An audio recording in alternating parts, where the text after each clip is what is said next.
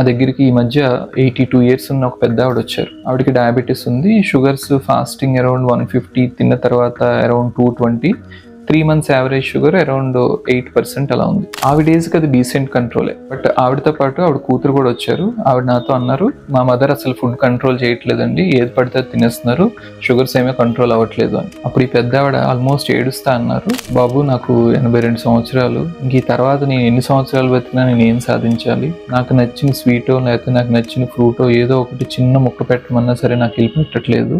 ఎప్పుడో వారానికి ఒకసారి ఫంక్షన్స్ ఉన్నప్పుడో లేకపోతే మ్యాంగో ఉన్నప్పుడో మ్యాంగో సీజన్లోనూ చిన్న మ్యాంగో ఫ్రూట్ పెట్టమని అడుగుతాను, అది కూడా నీకు షుగర్ ఎక్కువ ఉందని చెప్పి పెట్టట్లేదు, నేను ఇంకా బతికి ఏం సాధించాలి, అదేదో తినేసి చచ్చిపోతే చచ్చిపోతాను అని అంటే నాకు చాలా బాధేసింది. ఆవిడంది నిజమే కదా, అఫ్ కోర్స్ షుగర్స్ బాగా అన్కంట్రోల్గా ఉండి 300s 400s ఉంటే మనం రిస్ట్రిక్ట్ చేయడంలో అర్థం ఉంది.